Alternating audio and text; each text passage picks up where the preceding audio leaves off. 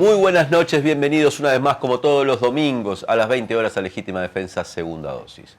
Si nos estás mirando por el canal de YouTube de Caras y Caretas TV y todavía no te suscribiste al canal, hacelo, poné me gusta. Los me gusta son muy importantes para que el programa se conozca más, porque así YouTube selecciona los programas que tienen más likes y los difunde de algún modo. También podés estar mirándonos a través de Facebook, de la fanpage de Facebook de Caras y Caretas. Puedes compartir en tu perfil, hacer los comentarios que quieras. También en YouTube puedes hacer comentarios en el chat o en el perfil de comentarios. Y en YouTube incluso puedes hacer donaciones a través de los super stickers, super chats, super gracias. Ese simbolito de pesos que hay ahí en el chat te permite hacer donaciones, creo que sin mínimo. No sé tampoco si tiene máximo, pero no hemos explorado ese punto. Así que el que quiera nos viene muy bien para financiar esta propuesta periodística. Saludamos a todos los que nos miran a través de las pantallas de Cardinal TV, en los cable operadores de CUTA, de la Cámara Uruguaya de Televisión para Varones, en los 18 departamentos del interior del país. Y saludamos a los que nos miran desde el exterior, una cantidad de uruguayos y uruguayas que viven en la diáspora y que además nos mandan mensajes, participan, se suman siempre a esta propuesta. En la noche de hoy vamos a analizar el último informe emanado del Instituto Cuesta Duarte, ese Instituto de Investigación del PIT-CNT, donde analizan, este martes lo hicieron público, el martes 13 lo publicaron en su página web, se distribuyó y analizan la evolución de los salarios en el año 2022 con un título, que los salarios sumergidos han aumentado. O sea, el número de personas afectadas por salarios sumergidos es muy superior al año 2019. Si recuerdan, en el año 2020, cuando inició la pandemia, rápidamente algunos investigadores del Instituto de Economía, de la Facultad de Ciencias Económicas, advirtieron que si la política económica del gobierno no era expansiva, en el sentido de volcar dinero, de gastar recursos en la población, la pandemia iba a provocar un incremento de la pobreza que estimaron en unas 100.000 personas. Ese número terrible se cumplió. Ciertamente más de 100.000 personas cayeron en la pobreza. Vimos cómo se llenaban de ollas populares los barrios, tanto en Montevideo como en el interior del país. Y además vimos como muchas personas que estaban en blanco, en situación asalariada, pasaban a estar en seguro de paro. Algunos retomaron luego de terminada la pandemia sus trabajos, otros tuvieron extensiones más de una vez en los seguros de paro, bueno, otros perdieron su trabajo. Lo cierto es que en el 2022 se dio por terminada, por concluida esa epidemia, por lo menos la parte más acuciante de esa catástrofe sanitaria, y se recuperó una normalidad, pero en sí una nueva normalidad caracterizada también por una caída de los salarios reales, tanto en la población asalariada formalmente como en la población que percibe ingresos, pero en negro. Eso lo vamos a analizar en la noche de hoy. Dos economistas nos acompañan, Federico Araya y también Rodrigo Alonso, además columnista de Legítima Defensa, y nos acompaña nuestro querido colega y amigo Víctor Hugo Popi Avelando. Muy importante, entonces, la charla que vamos a tener en la noche de hoy, porque trata de algo que nos afecta y nos importa a todos los uruguayos y a todas las uruguayas, que es cómo ha evolucionado, cuál es la situación ahora del salario, de los ingresos de la gente, transcurrida la pandemia y ya 3 años, casi 4, de la nueva administración del gobierno de Luis Lacalle Pou. Así que sin más, vamos a la introducción y ya conversamos con los invitados de la noche de hoy.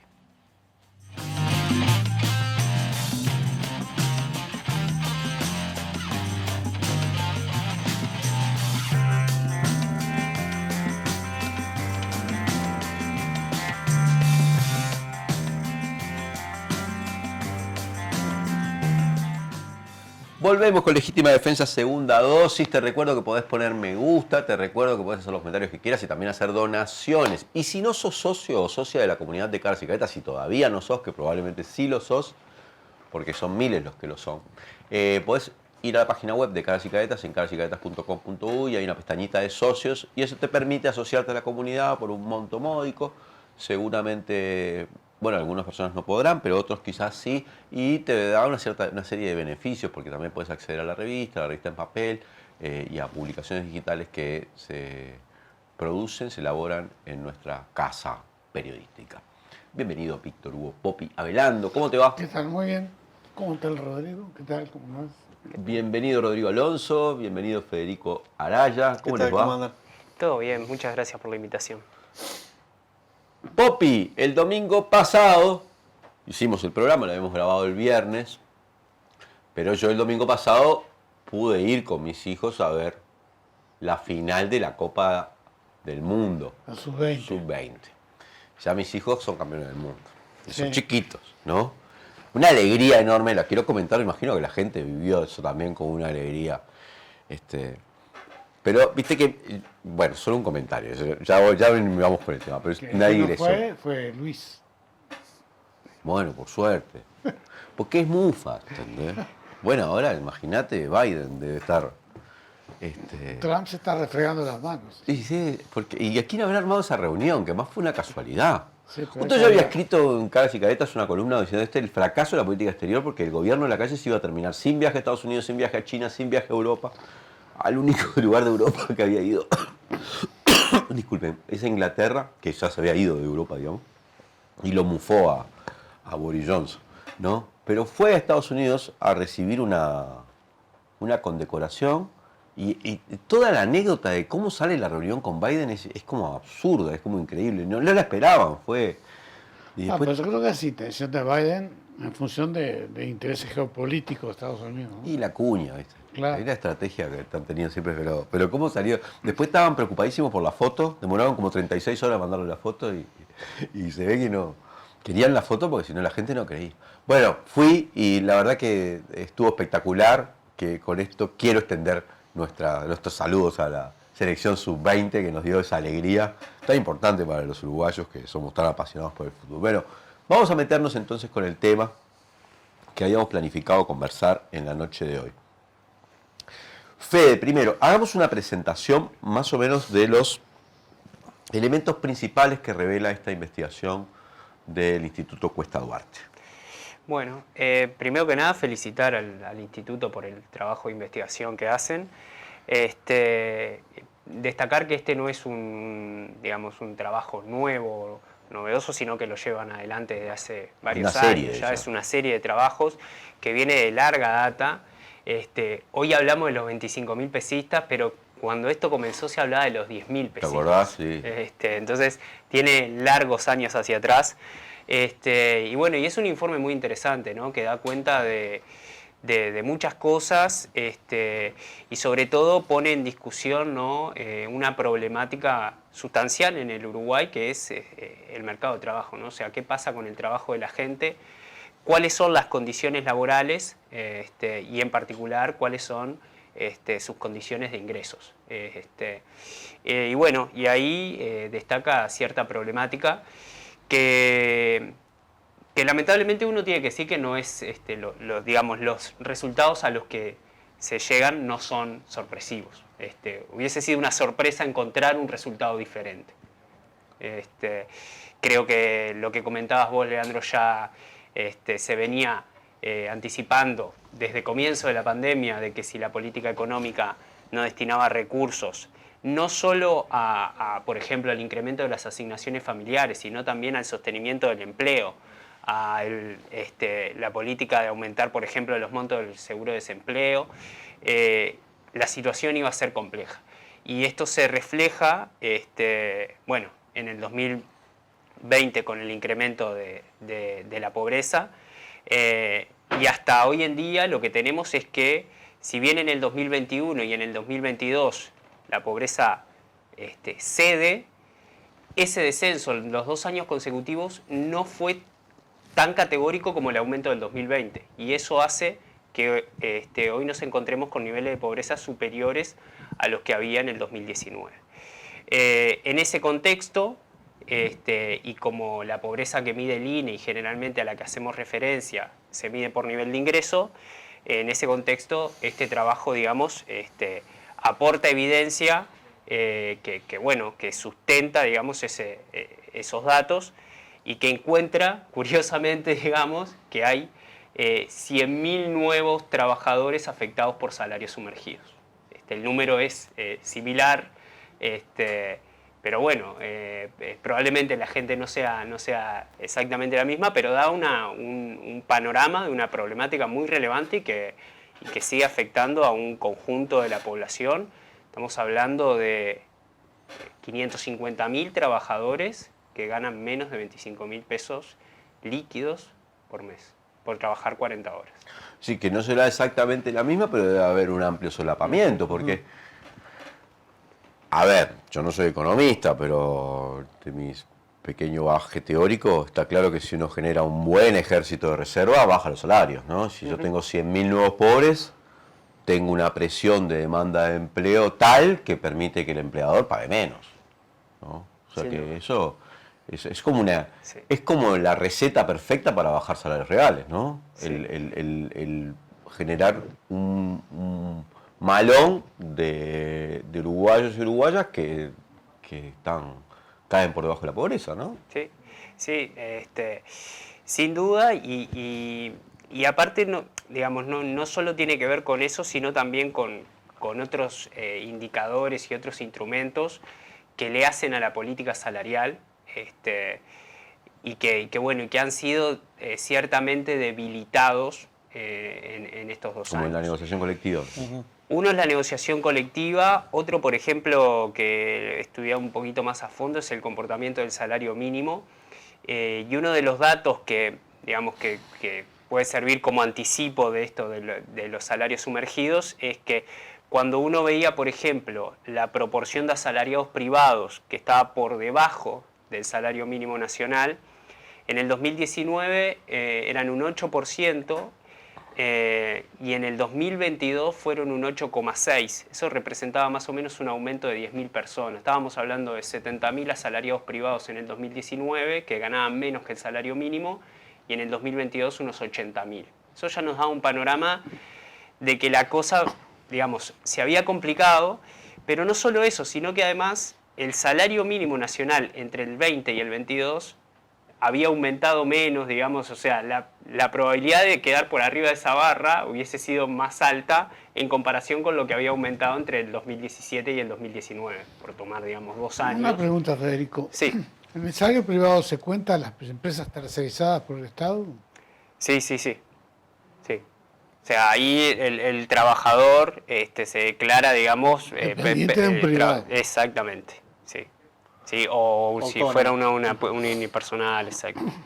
Sigamos, Rodrigo, analizando un poco, describiendo un poco, con el enfoque analítico, ¿no? Pero describiendo los resultados que tiene esta investigación del Instituto Cuesta Duarte. Bien. A mí hay un dato que me capaz que, porque soy muy ignorante, pero me llamó la atención. Dice, el Instituto Cuesta Duarte distingue entre los ocupados y los asalariados. Yo asumo que el asalariado tiene un trabajo en blanco y el ocupado es otro tipo de... No, pero ahí dice también que ocupados son, por ejemplo, cooperativistas, cuentapropistas y patrones incluso. Y patrones. Sí. Bueno, pero un dato que me parece curioso es que dice que en 2019 había 1.162.000, a ver si estoy diciendo bien. 1.162.000 son los asalariados en 2019. En 2022. ¿Y en 2019? 2019 son 1.000.000 también, 162.000. Me pareció raro que el número de asalariados en el 2019 y el 2022 fuera el mismo. Es un redondeo, ¿no? No es el mismo estrictamente, pero se ve que está mantenido estabilizado. O sea, que la gente que tiene un salario, los asalariados común y corriente, es el mismo número, sí, grosso modo. Lo que hay es una variación en los ocupados. Y como yo lo calculo que sea el número de empresarios, me imagino que debe venir más por el tema del cuentapropismo, sí, por trabajos más precarios, pienso yo, no lo sé. Pero te pregunto eso. No, esa es la distinción que hacen. Ocupado sería como el universo de fuerza de trabajo, que incluye autónomos, cuentapropistas, pequeños productores, incluye patrones, ¿no? Eso lo desglosan bien en el informe. Y asalariados son los que tienen una relación de dependencia y reciben un salario por su trabajo. Está bien, pero ¿no? Si yo analizo una política laboral de un gobierno, los gobiernos dicen, se crearon tantos empleos, ¿no? Siempre lo dicen, o no, o las oposiciones dicen, se destruyó empleo. Lo que está claro es que si vos partís de 1.160.000 asalariados y 3 años después tenés 1.160.000 asalariados, en tu saldo neto no creaste un puesto de laburo. No podés decir que los puestos de ocupado, de cuentapropista, que estamos promoviendo el emprendedor. ¿Qué es? Explícame eso, porque eso me impresionó. No tenemos una explicación No, sencilla. lo que pasa es que estos datos, yo creo que no son datos que nos permitan trabajar mucho el tema empleo, más allá de lateralmente lo que vos decís. Están enfocados como metodológicamente a pensar reducciones salariales, ¿no? Entonces, habría que ver por qué razón acá les da constante los salariados de dependencia. No lo sé si vos sabés, Fede, de eso. No, en general, o sea, lo que pasa, o no lo tengo tan estudiado ahora en 2020, 2021, pero lo que pasa generalmente en las crisis es que las empresas, digamos, despiden trabajadores, y ese trabajador que era asalariado, digamos, previo a las crisis, pasa a hacer alguna changuita, por ejemplo, a cocinar, a emprender, digamos, de cierta manera, y en la encuesta de hogares, digamos, a esa persona la vamos a ver como un ocupado, que es un trabajador por cuenta propia, que capaz que, yo qué sé, hizo algunas empanadas y salió a repartir, o puso el carrito de torta frita en la puerta de facultad. Ese caso, digamos, en ese trabajador se va a declarar como un cuentapropista. Yo, digamos, comparto que digamos, lo que vos decís, bueno, eso es creación de puestos de trabajo, y no, en realidad la persona se la vio en la mala y dice, bueno, antes de quedarme sin ingresos, tengo que de alguna manera generar ingresos y salgo a trabajar por mi cuenta. Ahora hay una cosa que se ve, por ejemplo, la extensión de las ferias. Las ferias se han extendido no con la venta de frutas y verduras y los artículos comunes, sino ropa usada, una cantidad de cosas. La periferia que le La llaman. periferia. Yo Puede miraba ser. en el Paso Molina. Yo lo que te digo es que en los ocupados, que debe incluir a los asalariados, más otros, Sí. de acuerdo al Cuesta Duarte, había en 2019 1.613 Ujú. y ahora 1.613.000 y ahora 1.646.000. Que si yo me tiro a hacer así conjeturas grosso, que ya sé que están todas mal, solo con los jornales solidarios y cosas así, te explica la única evolución positiva de algún tipo de gente con ingresos. No, me parece... Está bien, Pero, este informe de Cuesta Duarte no nos permite meternos en el tema empleo. Pero ojalá que haya un informe que nos permita meternos en el tema empleo, porque como creo que esos datos, el Cuesta es muy serio, ¿no? Vamos a ver qué surge, ¿no? Porque ahí supongo que están incluidos los datos de BPS, los datos de todo, para saber cuánta gente tiene un salario posta. Porque de repente pasaron 3 años y nada, el saldo neto de empleo es 0, ¿no? Y acordate cómo venía la campaña electoral del 2019, de todo lo que se había perdido y todo lo que... en fin. Vamos a la otra parte que sí es la parte dura o más, a la que enfoca más el informe, que es a la evolución del salario. Porque no solo se ven los datos de los 25.000 pesistas, ¿no? Hay como un deterioro medio general. También en los que ganan entre 25 y 50, entre los que ganan, ¿no? Sí, la distribución que presenta el Cuesta Duarte es la siguiente. Ya lo decía Federico, en los ocupados, conjunto de la fuerza laboral, el 33%, o sea, 550.000 uruguayos, gana menos de 25.000 pesos líquidos, ¿no? Dentro de eso, el 11% gana menos de 15.000 pesos líquidos. Después hay una franja entre 25.000 y 35.000 pesos, que es aproximadamente el 23% de los ocupados. Otra franja entre 35.000 y 50.000 pesos, que es el 19% de los ocupados. Y después hay un 25% que gana más de 50.000 líquidos. Son datos que si vos los superponés, te da más o menos la estructura del IRPF. ¿No? Esto que hablamos de que 1/3 de los trabajadores paga IRPF, bueno, ya se puede anticipar esta estructura sabiendo el dato ese sobre la tributación del trabajo, ¿no? Esto te marca una especie de cuadro estructural que en Uruguay viene así hace bastantes años, ¿no?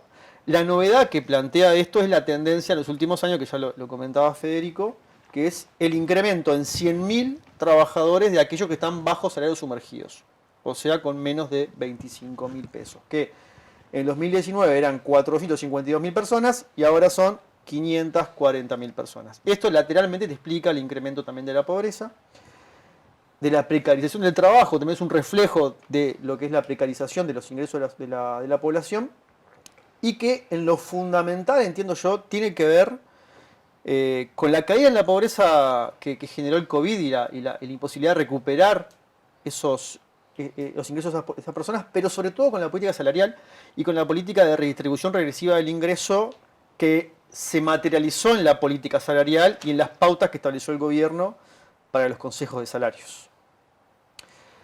Si entramos a ver por sectores, ¿cuáles son los sectores que tienen más prevalencia de asalariados con ingresos sumergidos? Son el servicio doméstico, algo que era previsible, restaurantes y hoteles, ganadería, agricultura y pesca y comercio. Estos 4 rubros tienen aproximadamente el 50% de sus trabajadores con salarios sumergidos, o sea, con salarios con menos de 25.000 pesos líquidos. Después hay un tema de género también, son más las mujeres las que tienen ingresos más sumergidos que los hombres, en una proporción de 4 o 5 puntos porcentuales a diferencia de los hombres. Los menores de 25 años, el 56% de los menores de 25 años tiene también salario sumergido, o sea, es un sesgo juvenil que tiene esto, que también está asociado con mayores niveles de precarización del trabajo en los jóvenes. El interior tiene peores niveles que Montevideo, y bueno, esos son fundamentalmente los principales sesgos que también aparecen desplegados del informe de Cuesta Barte. Ahora es llamativo una cosa, ¿no? Los rurales, ¿no? ¿Por qué el sector que más expansión ha tenido desde el punto de vista económico, donde hay mayor cantidad de 25.000 pesistas? Sí, yo creo que Porque se entiende, un poco se entiende en hoteles y restaurantes, ¿no? Claro. Sí, yo creo que esta problemática no se puede, digamos, aislar y ver solo, digamos, a los 25.000 pesistas como un fenómeno aislado de un problema que lo decía Rodrigo recién, que es la distribución regresiva del ingreso y de la riqueza. La política salarial llevada adelante en los últimos años ha sido regresiva y así como, o sea, tenemos 550.000 trabajadores que ganan menos de 25.000 pesos por mes, hoy estuve, digamos, desagregando las franjas un poquito más del Cuesta para ver franjas, digamos, de mayores ingresos, y lo que se observa es que hay 35.000 trabajadores que ganan más de 150.000 pesos por mes. Entonces estamos hablando, digamos, del 1% de la población, bueno, que tiene realmente ingresos bastante considerables, y cuando uno lo desagrega por categoría de ocupación, generalmente, digamos, esos no los encuentra dentro de los asalariados, sino que los encuentra en las categorías de ocupación que tienen que ver con el patrón o algunos trabajadores que por cuenta propia. También a veces en la encuesta suele pasar que muchas personas se declaran como trabajadores, dueños de empresas se declaran como trabajadores por cuenta propia y no como patrones, pero que cuando declaran sus ingresos se ve que tienen ingresos relativamente altos, y ese mundo, digamos, es el que convive también con, por ejemplo, lo que decía Rodrigo recién, de 170.000 trabajadores ganando menos de 15.000 pesos. O sea, es una masa muy importante que está con ingresos muy sumergidos. O sea, pensamos en menos de 15.000 pesos por mes. Menos del salario mínimo. Sí. Menos del salario mínimo. Y es realmente muy complicado, digamos, vivir con ese ingreso salarial. Y son jóvenes también, ¿no? El 50%, lo decía Rodrigo recién, ¿no? Sí, 56% son jóvenes. De los que ganan menos de 25.000 pesos en realidad. Esto plantea un desafío gigantesco. O sea, no ya para este gobierno, que por otra parte su política ha sido orientada a disminuir el salario real. Claro. A esta altura es imposible de desconocer, porque así han afectado la negociación colectiva y porque además así lo han planteado desde el punto de vista ideológico, más o menos. Incluso alguno medio radical dentro del oficialismo considera que el propio salario mínimo no debería existir, en fin, tienen posiciones de esas extremas, ¿no?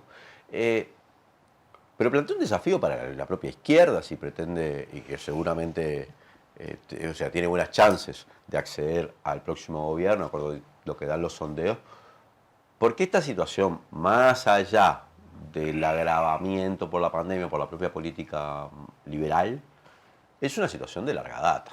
Acá hay, hace mucho tiempo, una estructura de salarios donde una parte importantísima de la población percibe ingresos que son insuficientes para llevar adelante una vida.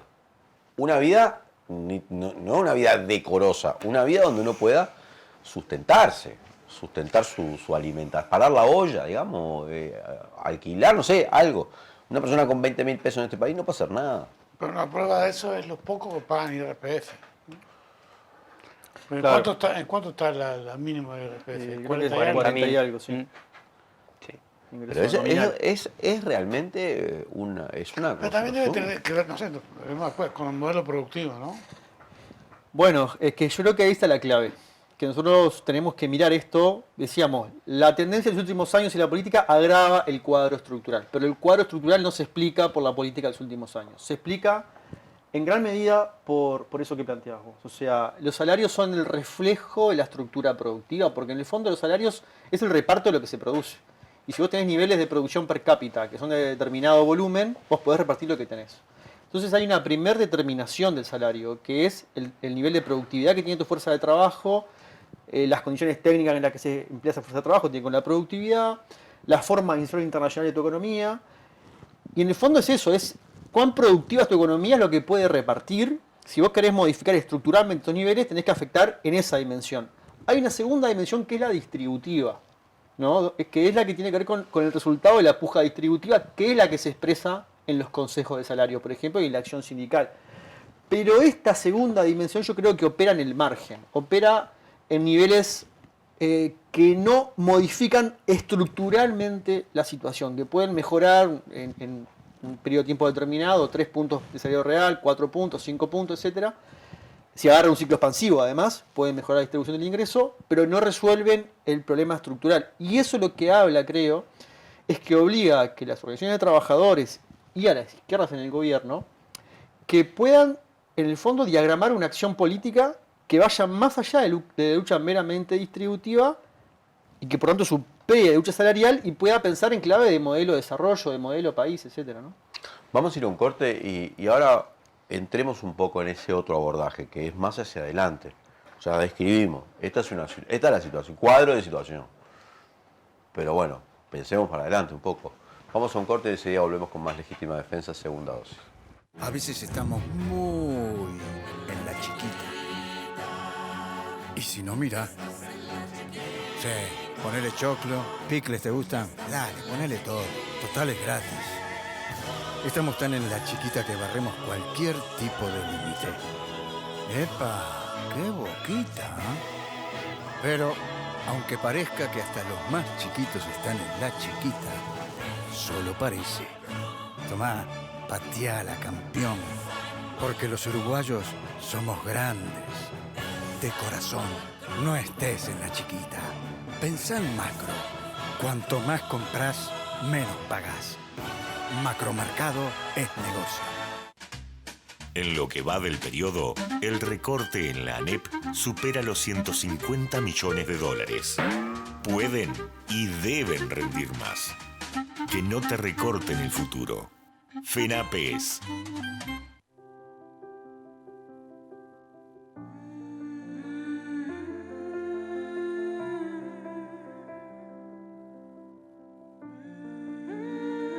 Vos agradecés contar con el mejor equipo médico. Nosotros te agradecemos por elegirnos, brindándote cada vez más atención humana, innovación y beneficios. Afiliate por el 1444 o en casmu.com.uy. Casmu, estamos para cuidarte. La actuación ilegítima, la dictadura cívico-militar y el terrorismo de Estado actuaron contra toda forma de organización que se opusiera a su proyecto de país. Las mujeres fuimos parte de la lucha. Fuimos torturadas, violadas y encarceladas. Algunas asesinadas. Muchas continúan desaparecidas. Con el abrazo y la unidad convertimos la prisión en resistencia. Exigimos memoria, verdad y justicia.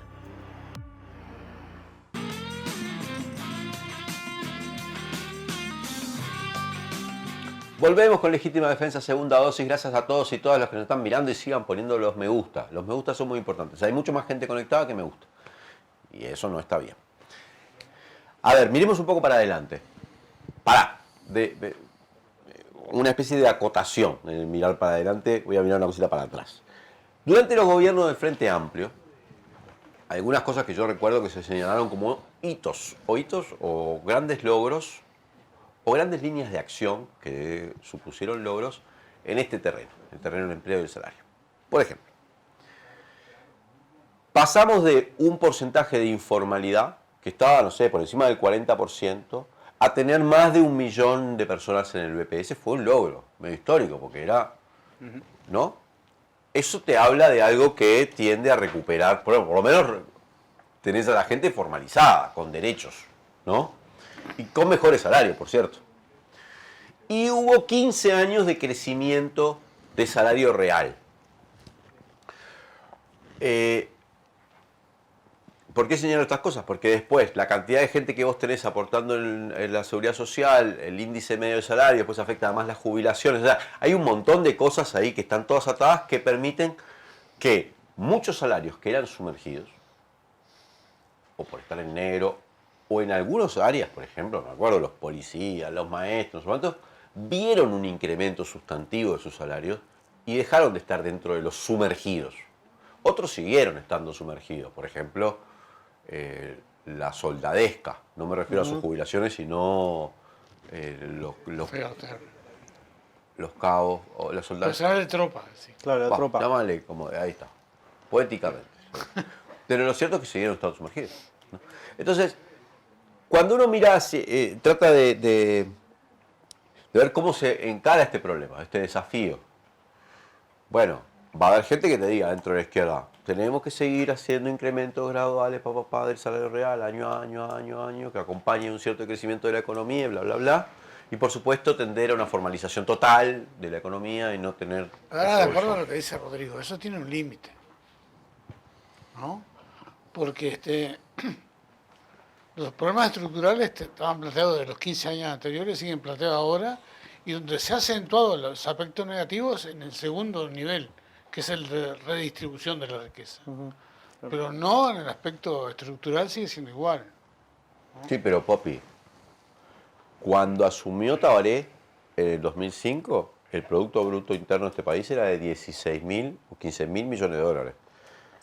Y cuando Tabaré dejó su segundo gobierno, el tercero del Frente Amplio, era de más de 60.000. O sea, Sí, la torta se multiplicó. Pero se multiplicó, sí, pero ¿cuánto cambiaste en lo estructural? Yo le digo, la redistribución sí cambiaste, ¿no?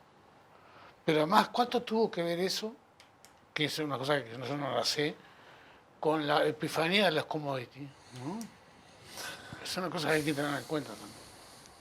Bueno, vamos acá a los expertos. A ver yo creo que es interesante esta segunda dimensión que mencionaba Rodrigo del tema distributivo, porque tiendo a pensar, digamos, de que hay una retroalimentación entre lo distributivo y lo productivo, y tiendo a pensar que mejores capacidades de la fuerza laboral pueden llegar a lograr cambios en lo productivo que en caso contrario podrían, digamos, una fuerza laboral más diezmada hace que la estructura productiva también empeore. Entonces, me parece súper interesante analizar también esto que planteaba Leandro de la formalidad. Y hay un dato, a mí me sorprendió, pero es súper relevante en realidad, que creo que la política salarial y en particular la negociación colectiva tiene que hacer foco en eso, que hay 250.000 asalariados que cobran menos de 25.000 pesos, según el informe del Cuesta Duarte. Entonces estamos hablando de una cantidad de gente que es asalariada, que aporta a la seguridad social, o sea que, digamos, tiene los derechos de la seguridad social cubiertos, pero que, sin embargo, su ingreso mensual, ¿sí?, es un ingreso sumergido. Y en ese sentido me parece que la política salarial y en particular la negociación colectiva tiene mucho camino para recorrer. En los periodos del Frente Amplio hubo una insistencia, sobre todo desde el lado de la Central de Trabajadores, de hacer foco en los aumentos diferenciales para los salarios sumergidos. Esto era, digamos, si acá somos 4 y uno gana 2 pesos, el otro 4, el otro 6 y el otro 10, bueno, aumentemos en mayor proporción al que ganaba 2 pesos para, de cierta manera, digamos, comprimir, ¿sí?, esa desigual distribución. Tipo monto fijo. Se le daba, digamos, un diferencial al que estuviese más abajo, ¿no? Eso, en estos periodos, digamos, dejó de aplicarse, el aumento diferencial para los salarios sumergidos, y creo que los resultados que tenemos son consecuencia de que eso se dejó de aplicar, y me parece que es es una política interesante que la negociación colectiva debería de retomar próximamente, porque no se puede, digamos, o sea, es insostenible convivir con este grado de desigualdad a la interna de la distribución. Repito, o sea, de los asalariados que aportan a la seguridad social, que uno pensaría, bueno, tienen ciertas condiciones, digamos, garantizadas en el mercado laboral. Bueno, lo que nos muestran los datos es que hay 250.000 personas que cobran salarios inferiores a 25.000 pesos. Entonces, uno dice, bueno, si estas personas que cobran todos los meses, que están cubiertas por la seguridad social, de ellos hay 250.000 que ganan menos que 25.000 pesos, bueno, entonces, si amplío ese abanico, bueno, el problema es mucho más profundo, ¿no? Pero creo que hay camino para recorrer para atacar esta problemática desde el lado de la negociación colectiva. Creo que el aumento de los salarios sumergidos, digamos, diferenciales, tiene una especie de derrame positivo, por decirlo de alguna manera, de efecto contagio hacia ciertos sectores de la economía informal, y eso me parece que puede ser importante, sobre todo en sectores que lo muestra el informe, sectores muy eternamente relegados, ¿no? Los trabajadores rurales, las trabajadoras domésticas, los trabajadores del comercio. Me parece que es interesante que la política salarial retorne ese camino de aumentos diferenciales para los salarios sumergidos. Popi decía la epifanía de las commodities. Es un buen rótulo para ese periodo.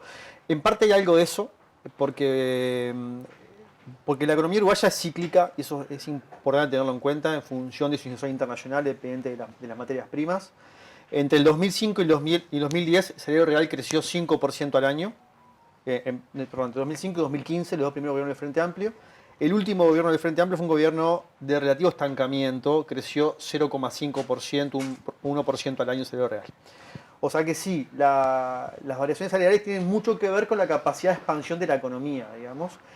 Y también, como la economía se expande sobre una riqueza temporal asociada al boom de las commodities, cuando se cierra esa riqueza temporal, lo que suele pasar es, como te expandiste apalancado en eso, es que te contraes. Y las contracciones, 82, 2002, ahora hay que ver qué pasa, también suelen llevarse puestos los salarios, ¿no? Porque en definitiva tus salarios estaban apalancados también en esa fase expansiva.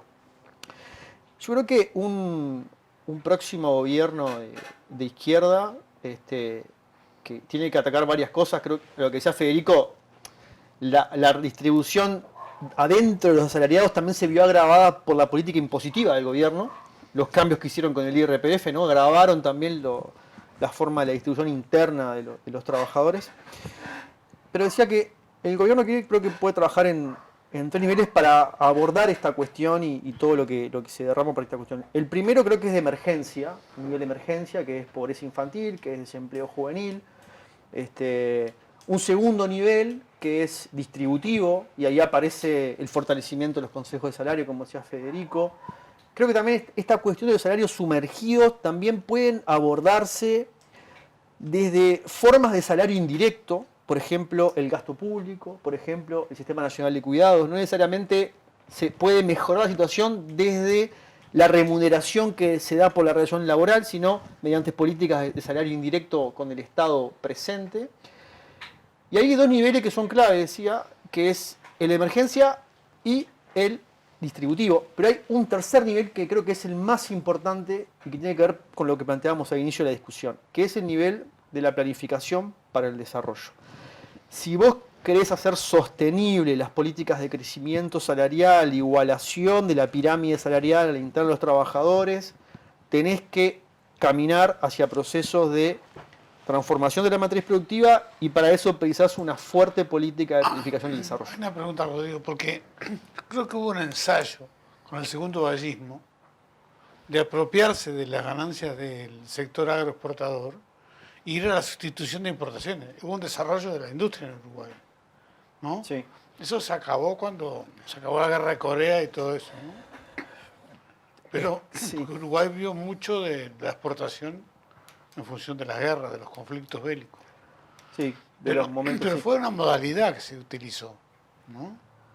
Sí, la industrialización por sustitución de importaciones del segundo vallismo, que sí, que más o menos 45, 55, entra en crisis en el 50, bueno, en el 55 entra el ciclo de las commodities, decae, finalmente eso se traduce en un gobierno nuevamente herrerista con el nardonismo, ¿no? Sí, En el 58. 58, y luego de ahí vos tenés más o menos 10 años de estancamiento económico, hasta que recién, con el golpe de Estado y un nuevo repunte de las materias primas, la apertura de un ciclo de endeudamiento y la rebaja brutal del salario real, la economía vuelve a crecer hasta el 81, 82. Pero lo que tenés ahí justamente es como la redistribución o la redefinición regresiva del capitalismo uruguayo luego de ese largo estancamiento del segundo vallismo.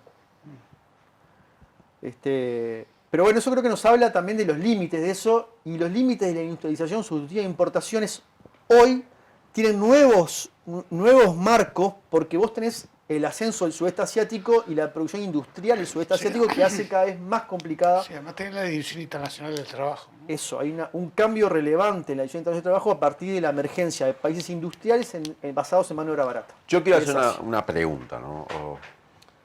O sea, ¿cuál es para mí el desafío? O el propósito que podría tener, sobre todo un gobierno de izquierda, ¿no? Podría tener cualquier buen gobierno, pero como la derecha trabaja para otros intereses, ¿no? Vos necesitas un incremento sustantivo de la capacidad de consumo, digamos, ¿no? Del salario, ¿sí? Imagino que la gente consume con su salario.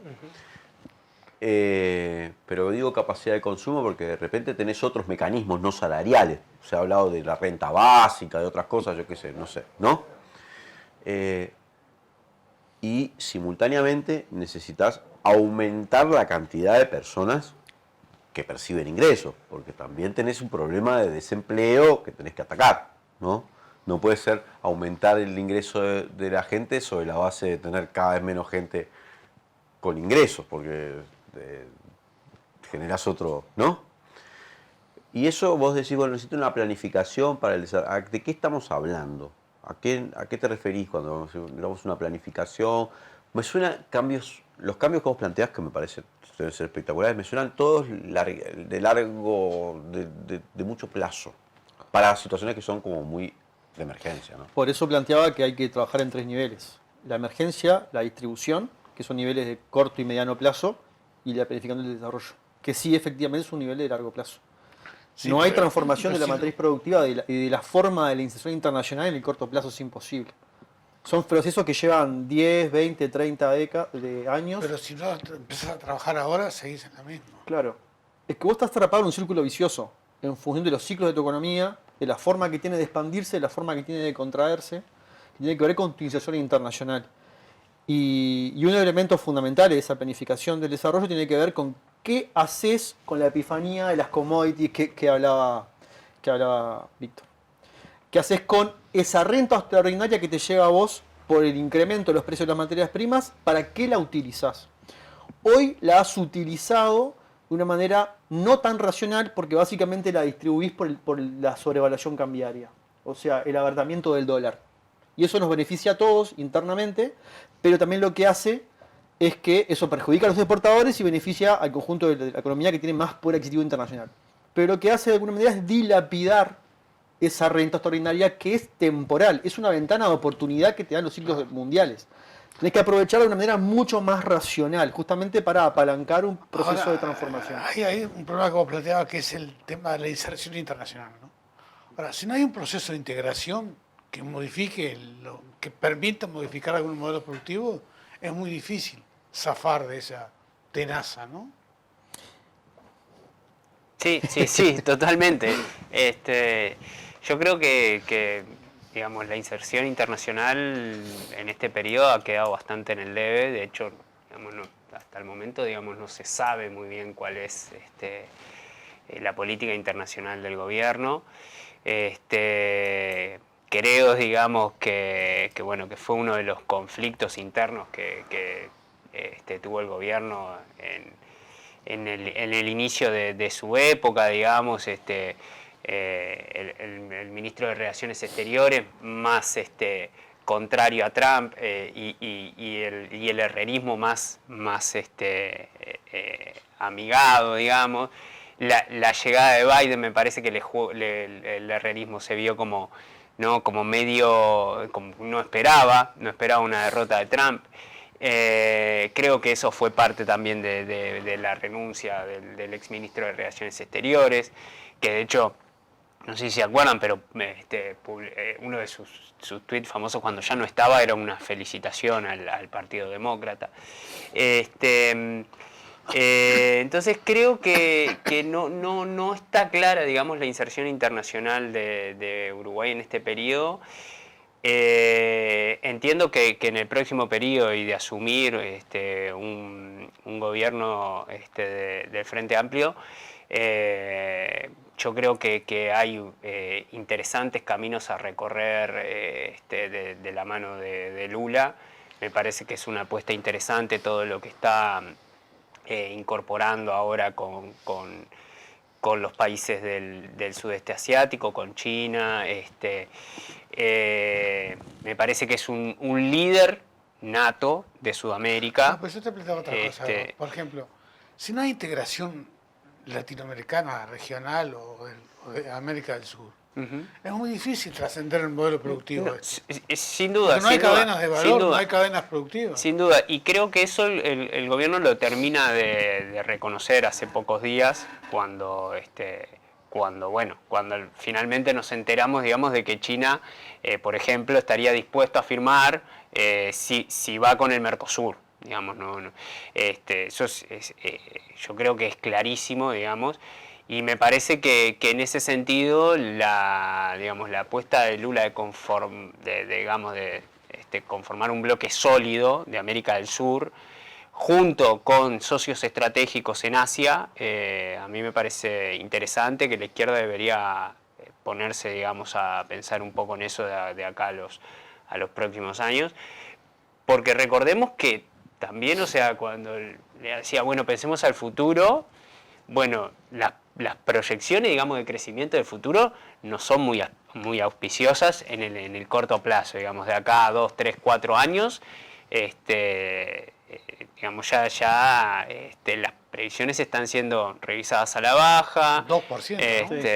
Estamos digamos, realmente yo creo que la situación va a ser compleja y que creo que vamos a tener que ser innovadores, por decirlo de alguna manera, para tratar de apuntalar un crecimiento que llegue a los bolsillos de la gente, que es lo que no ha pasado en este periodo. Ahora, vos decís hay que aprovechar esas ventanas de oportunidad que te da, bueno, cuando los precios de los commodities están a la alza y se produce esa cosa cíclica.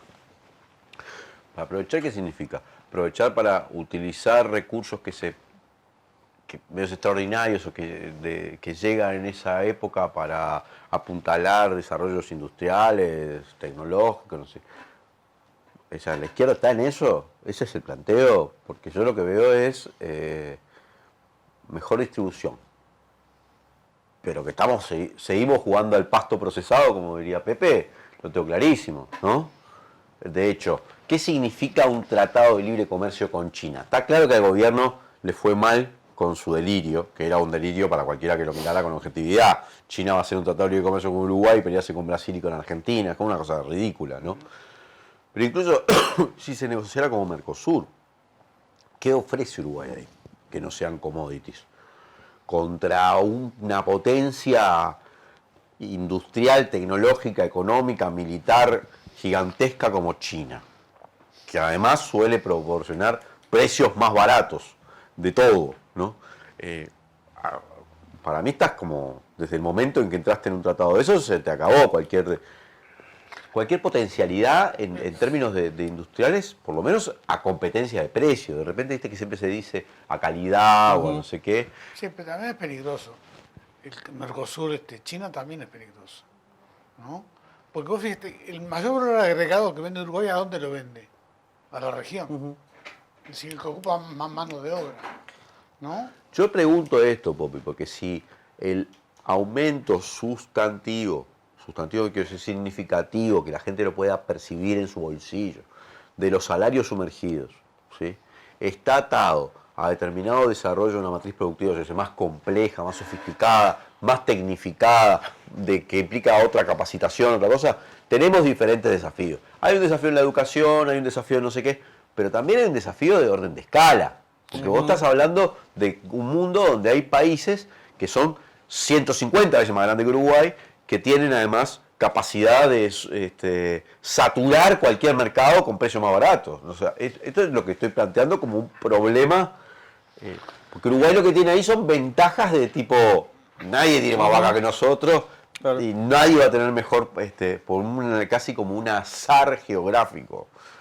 Por eso pregunto yo, ¿cómo se puede planificar una cosa así? Por lo pronto, fortaleciendo los instrumentos de planificación en el Estado. Lo cual es dudoso de que existan y que sean potentes, que vos tengas una burocracia potente capaz de planificar ese tránsito que te lleva 10, 20, tipo 30 una años. gran super OPP. Y levantarle el vuelo a OPP, fortalecerla, no atosigarla con la discusión únicamente presupuestal, lo conversábamos con Federico recién fuera de cámara, darle más jerarquía a eso, preparar burocracias que acumulen perspectiva estratégica en ese sentido, pero después también aparece el tema de no caer en el pantano de la lucha distributiva, que a veces también en la izquierda tenemos un reflejo muy distribucionista, porque es lo que surge también de la lucha inmediata. Y lo que creo que nos revela este tipo de estudios, y también me sumo a lo que decía Federico, el de saludar el Cuesta Duarte, por la relevancia que tiene y por la mirada país que aporta, que si vos sos clase trabajadora y querés resolver tu problema salarial solo en los consejos de salarios, tenés que saber que no lo vas a poder resolver ahí, en términos estructurales y en términos de largo plazo. Lo que no quiere decir que tenés que vaciar esos espacios y que esos espacios no son importantes. Son fundamentales porque ahí es que se dirime permanentemente una puja sistemática sobre los niveles salariales. Pero en el largo plazo vos tenés que ir hacia otro nivel de acción política que tiene que ver justamente con tomar los instrumentos estratégicos del Estado para apalancar un proceso en determinada dirección. Planificación por un lado, y planificación para el desarrollo por un lado, que es una palabra que está medio maldita hoy en día, la palabra de planificación, y por el otro, la capacidad de disciplinar a los sectores excedentarios de la sociedad en una dirección determinada para que vuelquen los recursos en esa dirección. Pero eso fue lo que hizo, sin ser siendo capitalista, lo que hizo Corea del Sur. Claro. ¿No? Un fenómeno de los tigres asiáticos que habló. Vamos a ir a un corte y volvemos en el tercer bloque de esta interesante ronda de análisis. Quédense con nosotros, ya volvemos. A veces estamos muy en la chiquita. Y si no, mira. Sí, ponele choclo, picles, ¿te gustan? Dale, ponele todo. Total es gratis. Estamos tan en la chiquita que barremos cualquier tipo de límite. ¡Epa! ¡Qué boquita! ¿Eh? Pero, aunque parezca que hasta los más chiquitos están en la chiquita, solo parece. Tomá, pateala, campeón. Porque los uruguayos somos grandes. De corazón, no estés en la chiquita. Pensá en macro. Cuanto más compras, menos pagás. Macromercado es negocio. En lo que va del periodo, el recorte en la ANEP supera los 150 millones de dólares. Pueden y deben rendir más. Que no te recorten el futuro. FENAPES.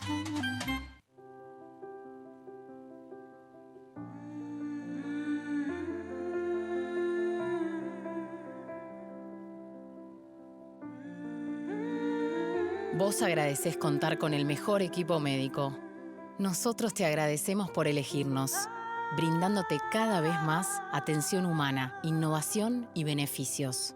Afiliate por el 1444 o en casmu.com.uy. Casmu, estamos para cuidarte.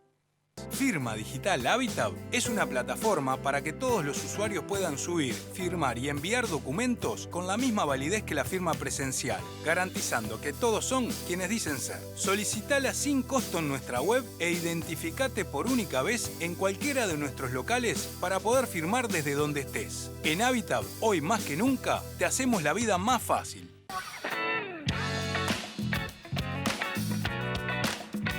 No se pierdan Último Bondi, una producción del colectivo Más Igualdad. Último Bondi. Míralo por Caras y Caretas TV. Si cada tanto te morís de espanto y casi miras como distinguido, si cada tanto...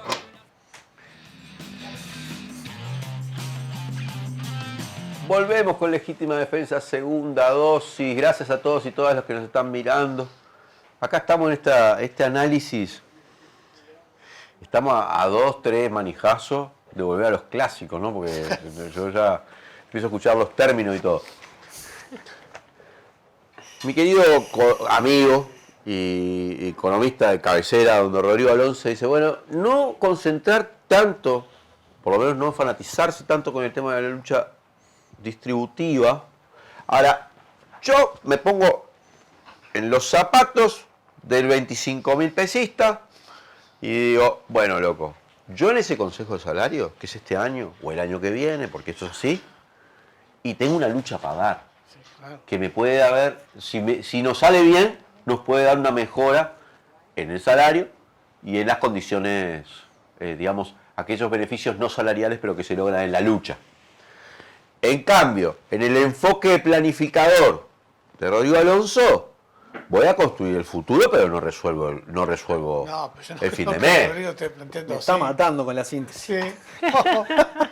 No, son cosas para hacer en forma simultáneas. Pero además, no solo en lo salarial, porque yo también te planteo una cosa. Un 25.000 pesista, ¿qué uso puede hacer de la mutualista? Claro.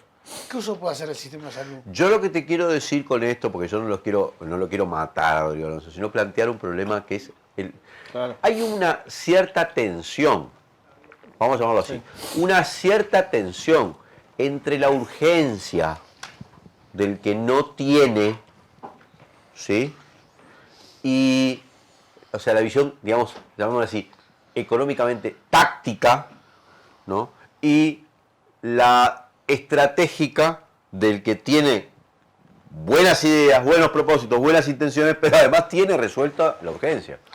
Este es un problema central. Hay una cosa que decir. Tenés que ir trabajando ambas cosas. Claro, pero si vos decís la estrategia es la carretera, la táctica son los paños. Y los paños hay que ir pasándolos, ¿no?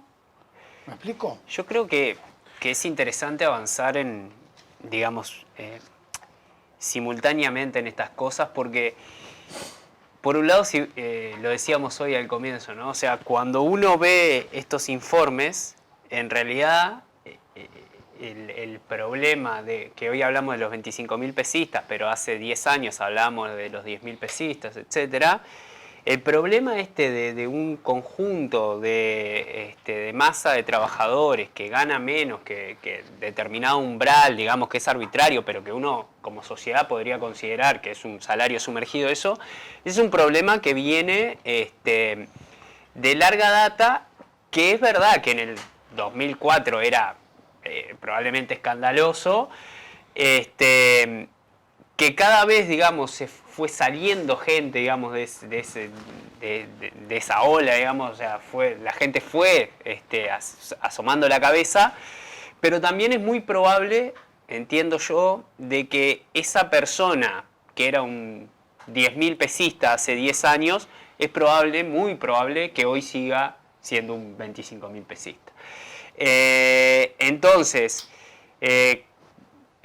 esa persona tiene que dejar la vida hoy en el Consejo de Salario, o mañana, o dentro de un año, pero también es importante que si quiere, digamos, cambiar, por decirlo de alguna manera, el futuro de sus hijos, porque hay ciertas investigaciones que muestran que las ocupaciones también se transfieren intergeneracionalmente,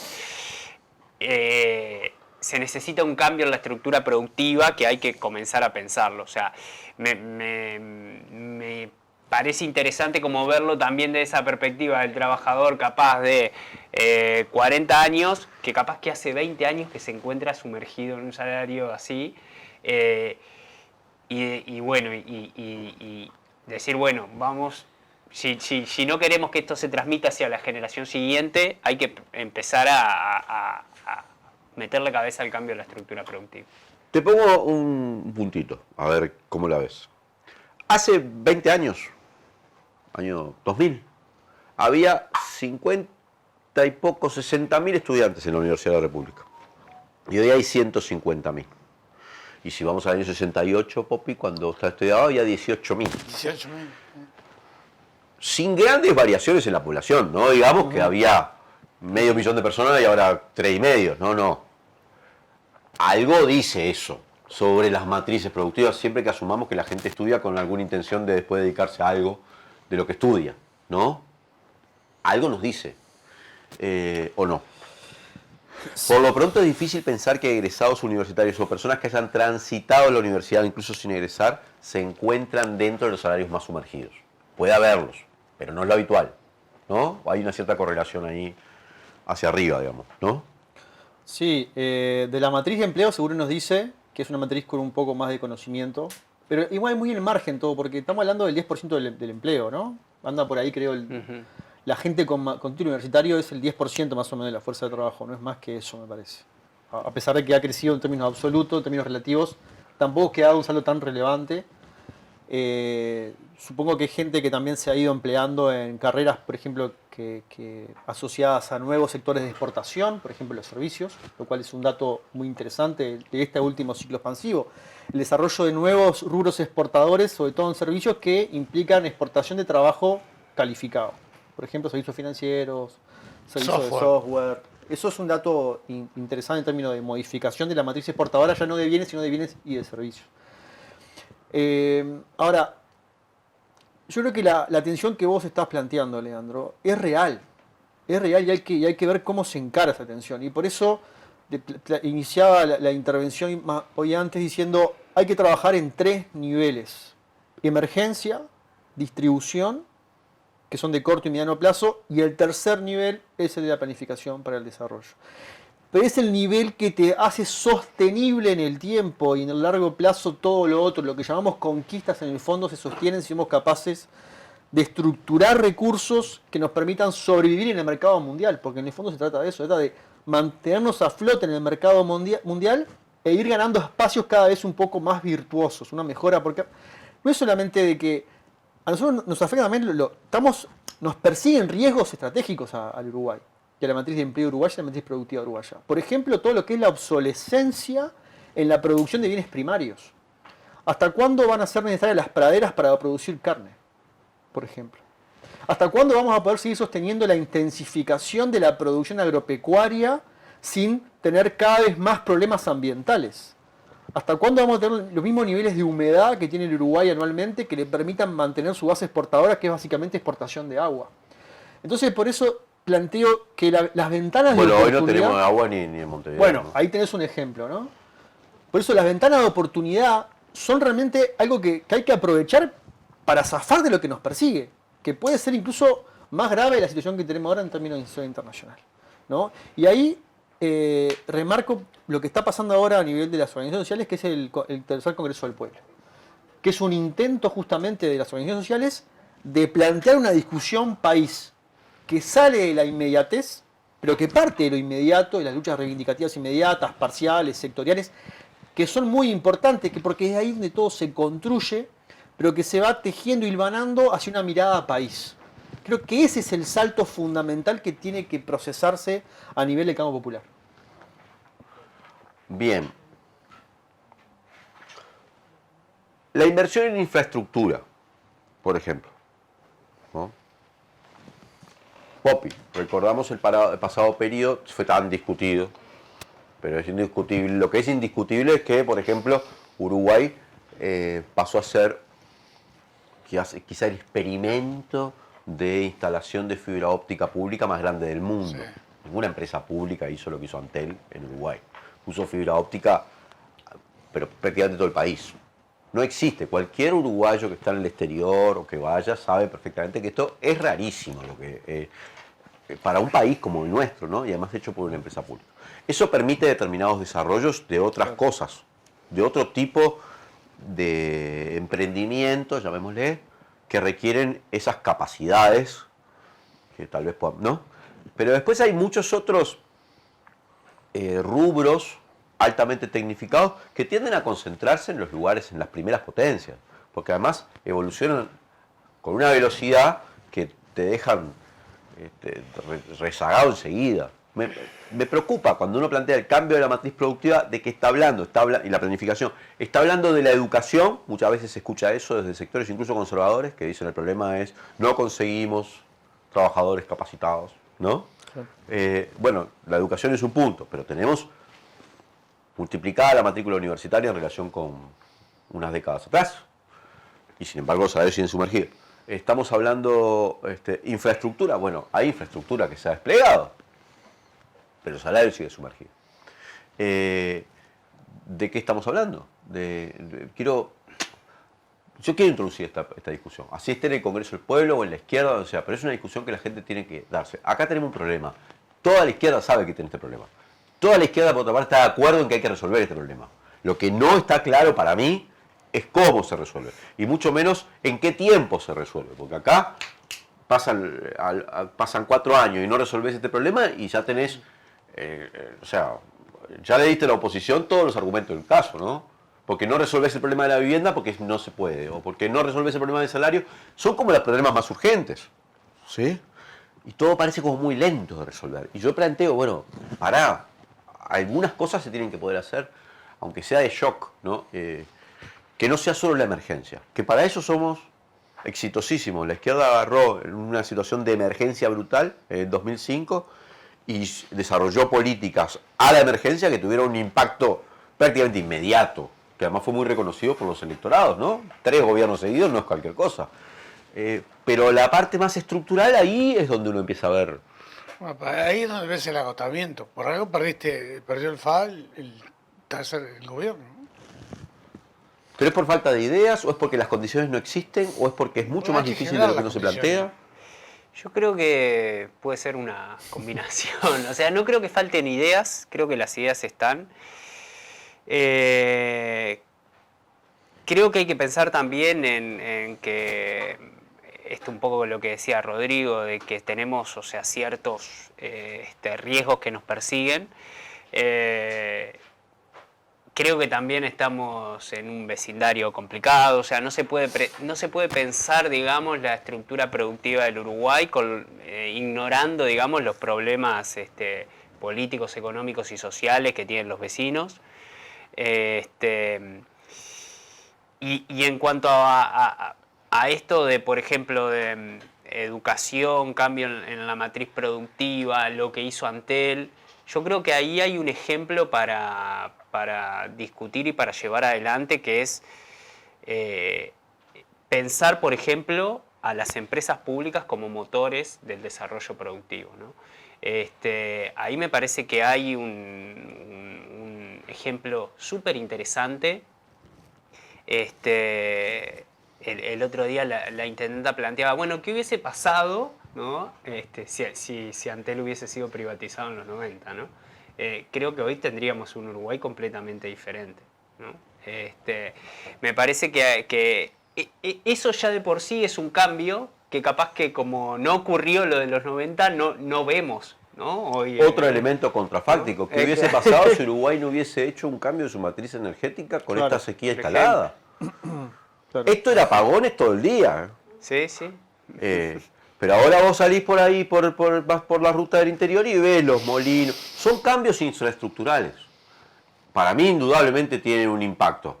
Lo tuvieron en la pandemia con la educación, la cosa a distancia. Sí, virtual, Lo tiene sí. la parte energética, que los apagones no tienen la frecuencia que podrían llegar a tener.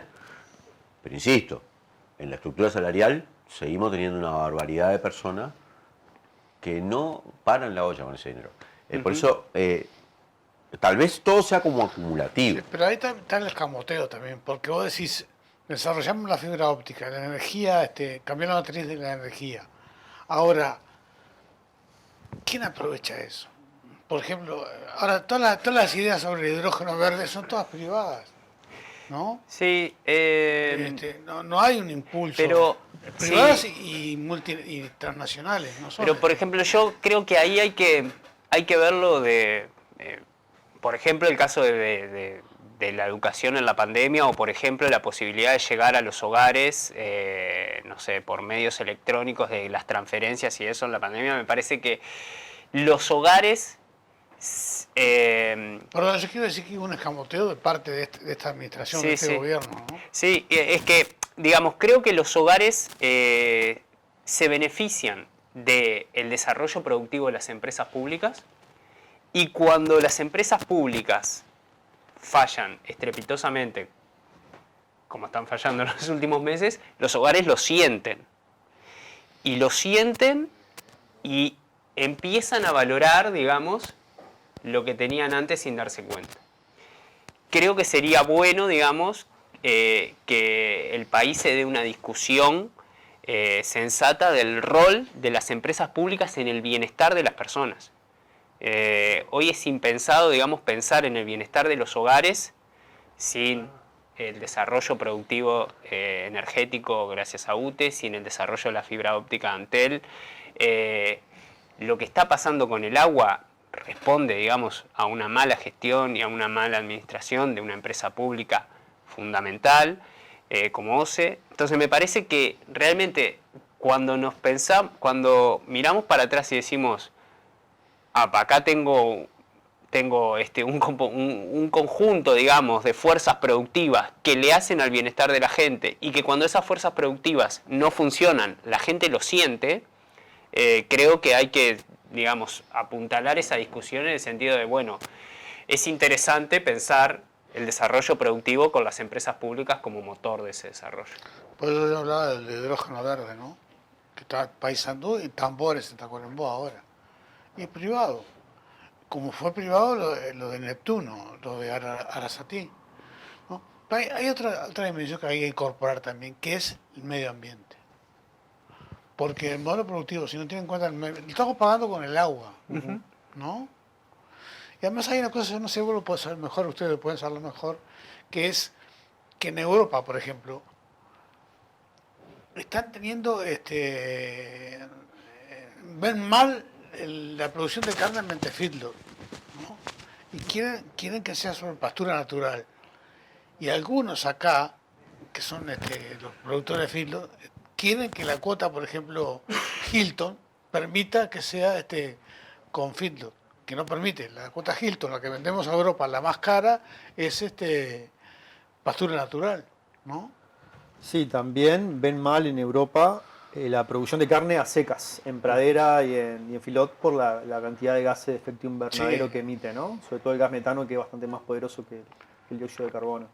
O sea que por ahí también, dentro de poco, quizá empiecen a haber restricciones de mercados por la vía climática de lo que producimos, ¿no? Lo cual también pone en entredicho la carne producida en praderas y acelera la transición a carne sintética, que es un problema grave para nosotros.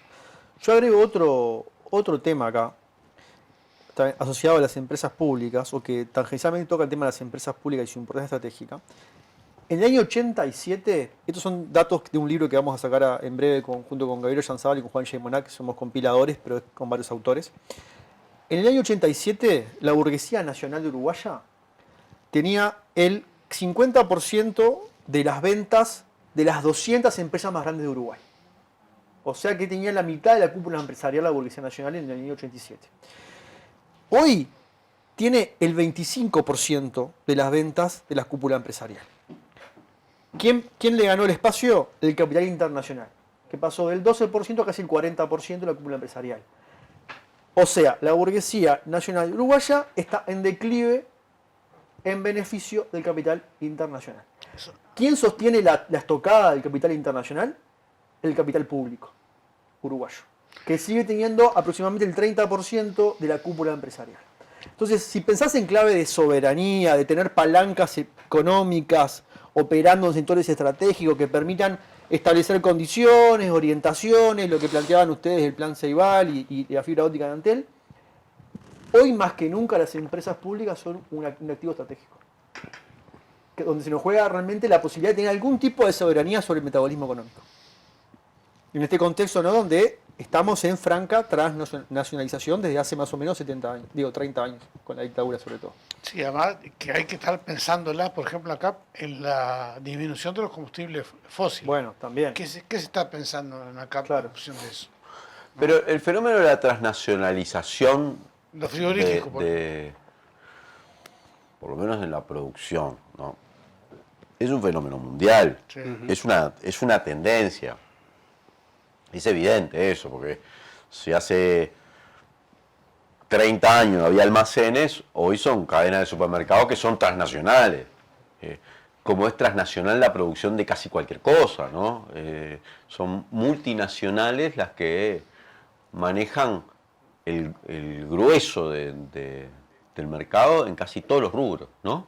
Te quedan pocas industrias nacionales, por lo menos en países como Uruguay prácticamente no quedan, ¿verdad? Pueden quedar como sucursales, ¿no?, o franquicias o cosas así, pero es difícil ver algo así como nacional, ¿no? Si vos me hablas de esas empresas, ¿qué estás hablando, por ejemplo? ¿Quiénes son los dueños del campo? Los frigoríficos. O los frigoríficos. Los frigoríficos, las empresas más grandes, las que tienen más ventas, supermercados, bancos, frigoríficos, pasteras. Es un fenómeno global ese. Con la Prole es lo único. Con la Prole es capitales nacionales. Eso es un fenómeno global. Los supermercados son extranjeros. Sí, yo diría que en Uruguay quizás más agudo por el volumen de Uruguay, ¿no? Por la magnitud de Uruguay. Quizás lo ves en Brasil y es otra cosa.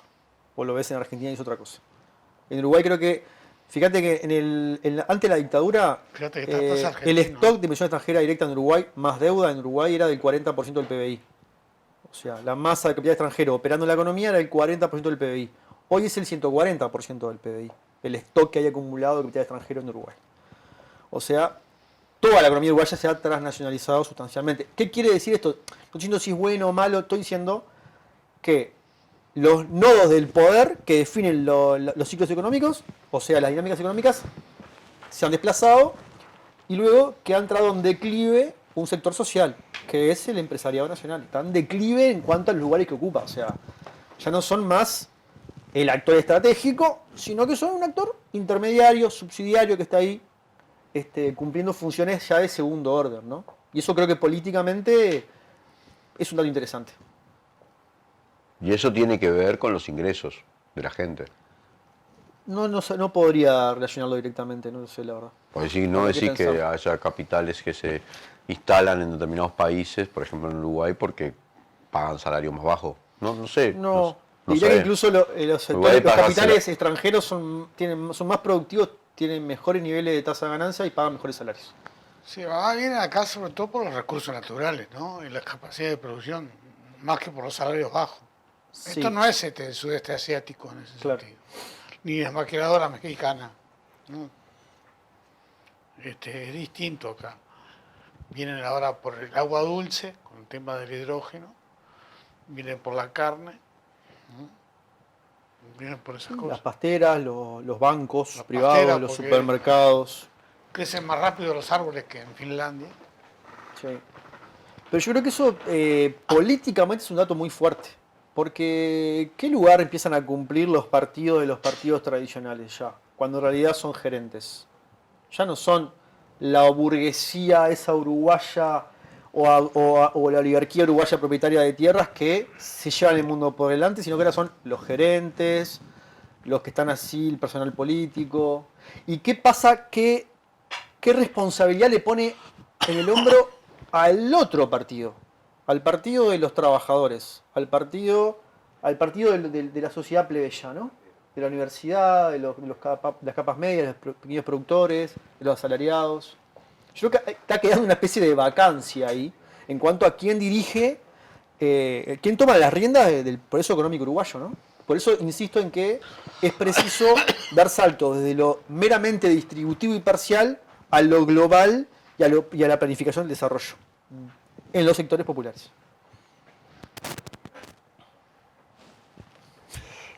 Me pasaron la pelota. Me quedo pensando en esto. A mí me resulta interesante esto de la discusión política y demás. Yo creo que hay un desafío interesante que tiene la izquierda que creo que lo tiene, es una discusión filosófica y eso, que creo que la tiene la izquierda a nivel mundial, que es sacar un poco, dejar de lado el rótulo de la meritocracia, ¿no? Michael Sanders lo discute en cuanto a lo que afectó a los demócratas, al Partido Laboral en Gran Bretaña y eso. Me parece que si la izquierda apunta a esforzate, que vas a llegar a la universidad, que eso te va a dar mejores salarios y con eso la torta se va a repartir mejor, cae, digamos, pensando en la planificación de acá a 20 años, cae en un error que le podría llegar a costar el ascenso, digamos, de bloques de derecha conservadores y reaccionarios como pasó, bueno, acá nomás, ¿no? Acá en el norte, acá nomás. Vamos a quedar con este tema. Está lindo. Y sí, está. Hay una tendencia a la relocalización de las empresas, ¿no? Desde que vuelvan a... Que además lo va a ayudar la tecnología también. Porque los sueldos, los salarios bajos empiezan a tener menos incidencia. Sí. Trump fue el que quería traer, no pudo. Quería traer todas las empresas yanquis a Estados Unidos. Al margen. Y ya, nos quedamos sin tiempo. Sí. Además del problema intrínseco a tener población que no accede a ingresos suficientes para vivir, lo cual es un desastre, ¿sí? Además, lo que uno observa, por lo menos a nivel mundial, es que estas poblaciones enormes, excluidas, digamos, o al margen de las ganancias de este supuesto mundo cada vez más high-tech, tienden a ponerse muy de derecha, si querés, llamarle así, ¿no? Porque, sobre todo, si se da ese otro fenómeno que está diciendo Fede, ¿no? De una derecha, de una izquierda que pasa a ser como mirada como si fuera una especie de élite intelectual académica, Exacto. ¿no? Sí, o parte del sistema. No, es normal. Es normal que la gente que accede, es lo común, no sé si es normal, pero es lo habitual, que la gente que accede a formación educativa sí. más alta, tiende a tener visiones menos conservadoras. Sí, claro. Es bastante más normal. Es lo habitual, si uno va a la universidad lo ve, pero acá o en Nueva York lo ve, Sí, sí. ¿no? El problema es cuando se produce un sector, hay muchos problemas, pero si además hay un sector enormemente excluido de las ventajas de las ventajas supuestas de este sistema, de donde ya hay inteligencia artificial, bla bla bla, cada vez es todo más tecnificado, y que te mira como si fueras el tupita con iPhone, ¿no? Yo lo que digo es, además del problema intrínseco, es que eso no necesariamente, esa situación no provoca en sí mismo conciencia de clase. Para nada, digo, tenés continentes como África, que es marginado y olvidado. Mirá lo que pasa en Europa, o en los propios Estados Unidos, donde los sectores medios bajos terminan votando a Trump. ¿Sí? Y los demócratas, que en general tienen valores más progresistas, por lo menos hacia el interior, son vistos como chetos. Son los chetos. Y votan en Boston. O sea, los miran y además son así, son chetos, no hay con qué darles, ¿no? Bueno, en fin, no sé, lo dejo todo tirado acá como un elemento así.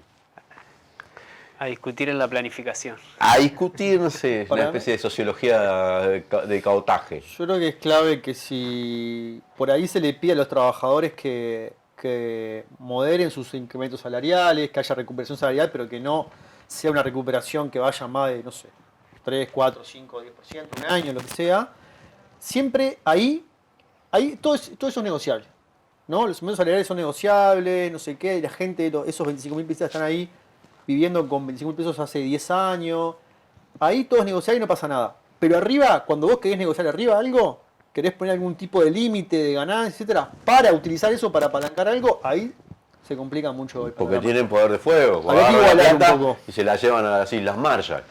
Bueno, vamos a un corte, gracias. Primero, Víctor Hugo Popi Avelando, nos vamos a ver ahora en el Café con Popi. Gracias, Rodrigo Alonso. Y gracias, Fede Araya. Vamos a un corte, sigan poniendo me gusta y volvemos acá en Legítima Defensa, segunda dosis, con el café con Víctor Hugo Popi Avelando.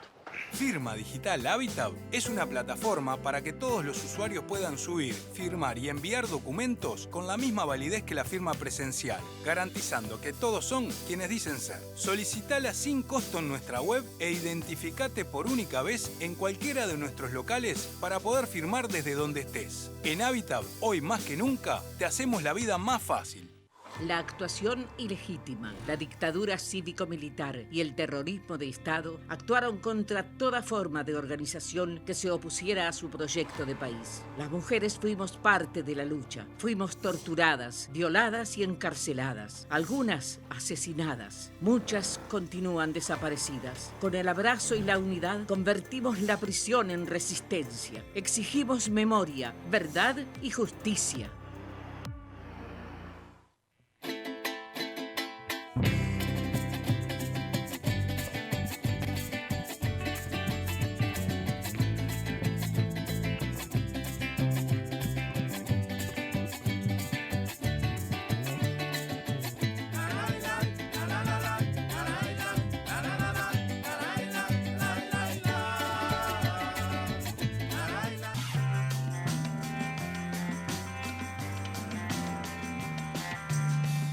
Volvemos con Legítima Defensa, segunda dosis. Gracias a todos y todas los que están acompañando. Sigan poniendo me gusta. Popi, Sí, ¿sabés que viene con un ritmo muy exitoso? La excursión que vamos a hacer a fin de año. La de fin de año. La de que vamos a hacer a Cuba. Para el primero, vamos a estar el 1 de enero en Cuba. No sé bien cuándo nos vamos, si el 30 o el 31 de diciembre, por ahí 30 de diciembre, que se cumple el 65 aniversario del triunfo de la Revolución Cubana. Claro. Y después estamos como 10, no sé cuántos días, Trinidad, Varadero, bueno, La Habana. Y hay un montón de gente ya anotada. Pero bueno, la gente tiene tiempo para anotar, se puede seguir anotándose. Averigüen ahí el 092-982-986. No se lo pierdan, va a estar muy entretenida. Y ahora me voy a empezar a darle, a informar, mantener a la gente informada. Porque después la gente se olvida y... Puede decir que se apura y al final No, deja es que- todo para el final. Sí, y después ya no hay... Lugar. No sé. Yo le digo a la gente que averigüe, que ya está confirmadísima, que ya hay un montón de gente confirmada para ir, así que va a estar bueno el grupo. Y que se anime, que averigüe, que hay forma de financiarlo, que y además va a estar buenísimo. No, la vamos a pasar muy bien en la querida isla. Con agua transparente y calentita. Al margen de ser mi patria de nacimiento. Claro. Bueno, vamos a meternos un poco con esto, con las informaciones de esta semana. Se ve que acá la producción le dio mucha importancia, la verdad que la tiene, a esta columna que hace en M24 Eduardo Preve, con la tapadita se llama, que la verdad que esta vez la destapadita, ¿no? Porque Son todas destapaditas, ¿no? demostró... Las tapaditas es hacer así, ¿no? Sí. Sí, verdad que se te pega y cosa. Y mostró cómo se contratan como cruzados, ¿no? El de OCE con el de ACE, ¿eh? Aparentemente, la hija del presidente de ACE fue contratada de forma directa por el presidente. No, al revés. La hija del presidente de OCE. Fue contratada de forma directa por el presidente de ACE. Sí. Y un mes después, una sobrina del presidente de ACE fue contratada en una de esas cooperativas de OCE. Perdimos acá la pizarra. Que son cooperativas sociales, supuestamente para sectores vulnerables, ¿no? Y bueno, porque después el esposo de la adjunta al presidente de ACE ingresó a trabajar en la cooperativa de OCE en la misma fecha que la prima de Cipriani. Y recibe un salario de 80.000 pesos, o sea que no es 25.000 pesitos. No.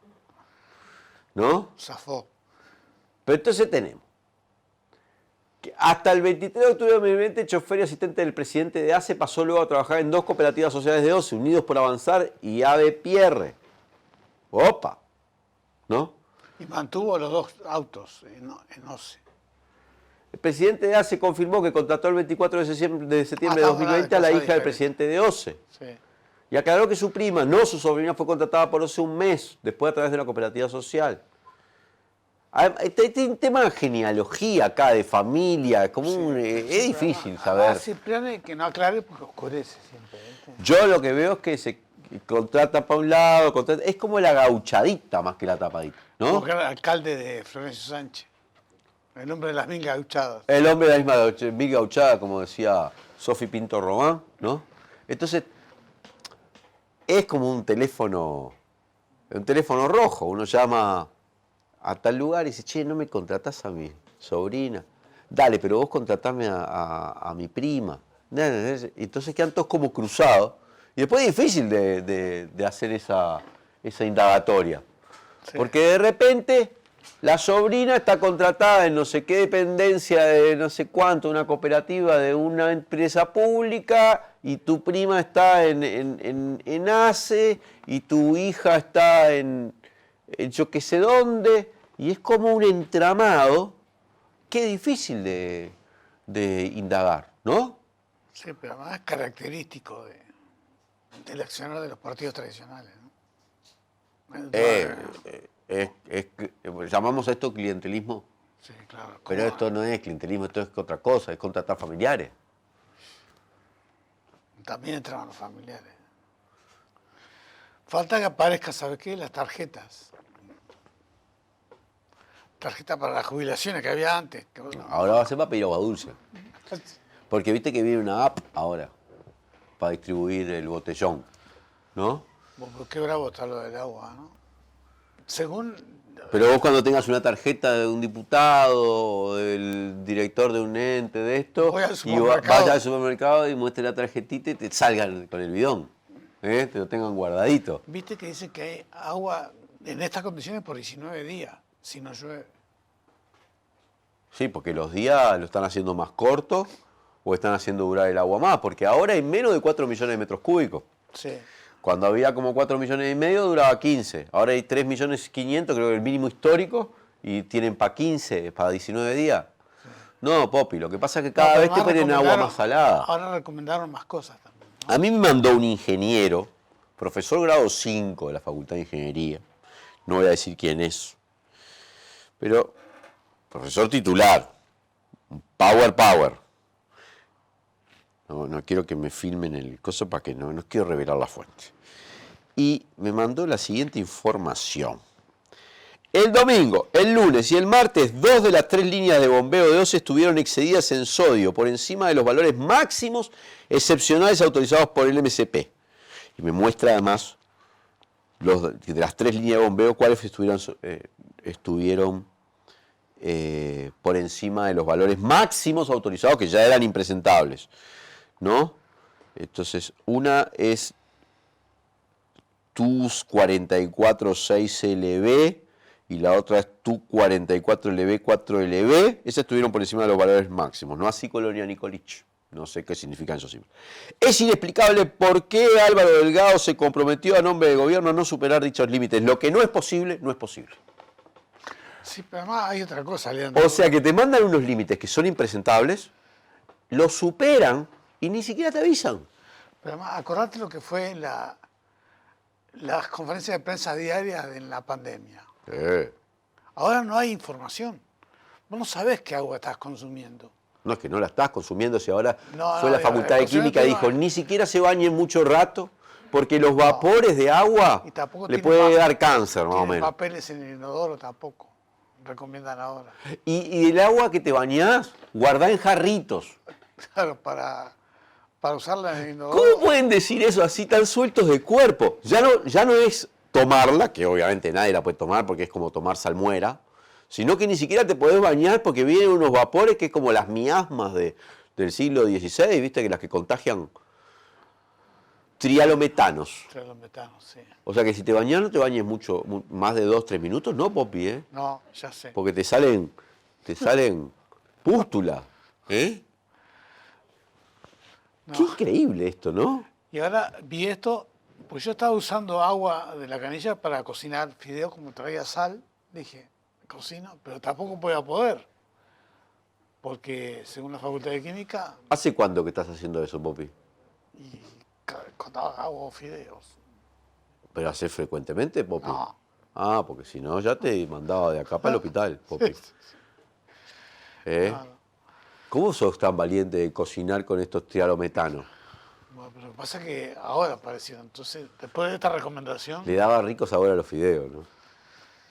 Y ahorraba sal. ¿Eh? Ve lo positivo, ahorraba sal. Tenía ese saborcito, ¿eh? A Veía. peligro, sabor a peligro. Sabor proporcionado por el Estado, por el gobierno. Ya proporcionado por el gobierno. Yo podía hacer la comida sin sal agregada, como dicen algunos paquetes, ¿no? Sin sal agregada. Dejate de joder, Popi. No, pero lo que es problemático es que no haya información a la población, ¿no? No, eso que no haya información, no. Eso es de sinvergüenza que no haya información a la población. Claro. Lo problemático es que no se puede abrir la canilla. En No, cualquier momento abrir la canilla y te baja un... El problema es que no hay información porque no tienen solución. La única solución es rezar. Pero para vos no se viste vea. que la planta desalinizadora esa, 4 semanas. porque no entra en ningún avión, por 15 centímetros. Entonces va a demorar 4 semanas, va a venir cuando ya esté lloviendo. Y además no sirve para mucho, porque son 150.000 litros. Sirve para algún hospital, alguna cosa así, un centro de enseñanza. Pero además, Y lo van a solucionar con una app. yo no sé cómo es eso.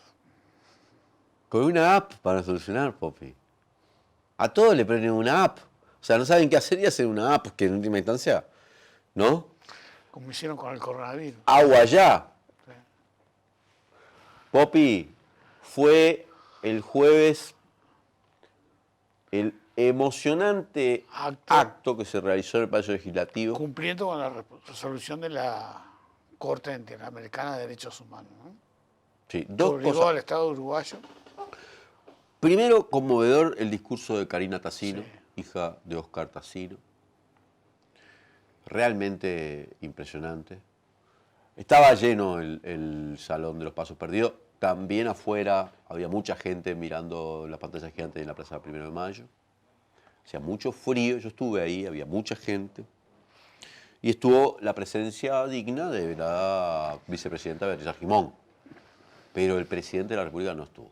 Y estaba en Uruguay. No fue. Estaba inaugurando una planta de comida para mascotas en San José. No fue, Popi.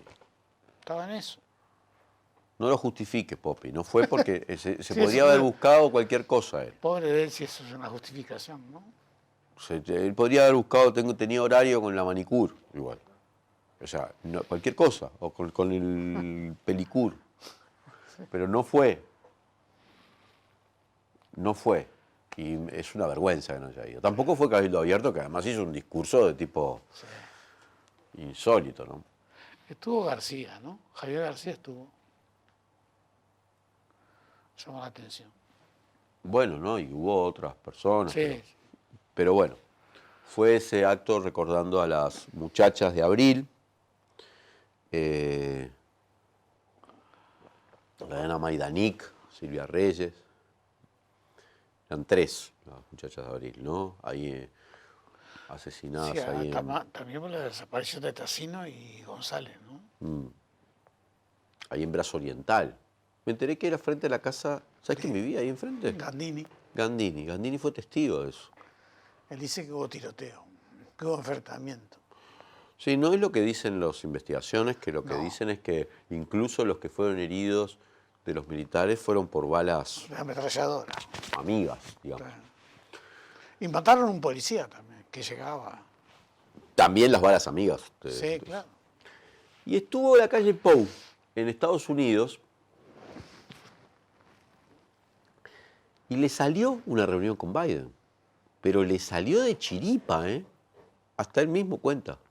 Sí, pero ahí fue Biden el que movió, ¿no? Sí, fue Biden el que dijo, bueno, viene, vamos a recibir a este. Y Porque además, fíjate que más allá de lo que es la calle Pou, es de los de derecha, que en el continente tienen un poco más de prestigio que los otros, ¿no? ¿qué cuáles? Que el Dina Boluarte o que... Bueno, pero bueno, sí, seguro. Este fue electo en elecciones. Claro. Dina Boluarte, una golpista. ¿Quién se puede afirmar de Estados Unidos para meter una cuña en la región? ¿En quién? Acá gobiernos de derecha le quedan 2, 3, si que tomás el de Paraguay. Pero bueno, en el de Paraguay ganó la gente de Cartes y Estados Paraguay- Unidos había dicho que Cartes era un corrupto narcotraficante significativo. sí. Le quitó el pasaporte. Y después queda Guillermo Lasso, que está en muerte cruzada, o sea, disolvió el Parlamento, va a ir preso y en 3 meses, el 20 de agosto, va a ser las elecciones y va a ganar bueno, el le correísmo. queda- Luisa González Queda seguramente la sea la calle próxima Pou y le presidenta. queda Dina Boluarte, otra no. Le queda Dina Boluarte, que es una golpista, y le queda y la calle Pou. Es el único gobierno de derecha que tiene la vuelta potable. Potable en el sentido de que fue electo. Por eso mismo, yo creo que además la preocupación de Estados Unidos es, fíjate vos que los coqueteos fracasados, ¿no? de la calle con China, y además la preocupación china de hacer un TLC con el Mercosur, son un problema para Estados Unidos. Están muy preocupados por la injerencia, ellos llaman injerencia china en América Latina, que siempre fue su patio trasero, ¿no? Entonces, eso es Sí, como que- iba Anthony Blinken el viernes a China. Previo a eso, Estados Unidos, hablamos de eso en Macondo, difundió la base de China. un invento, un delirio de que había una base china en Bejucal, ahí cerca de Bejucal, en Cuba. Increíble todo. Los que no sepan, quieran enterarse más, vean Macondo de este jueves, donde estuvimos analizando eso, increíble.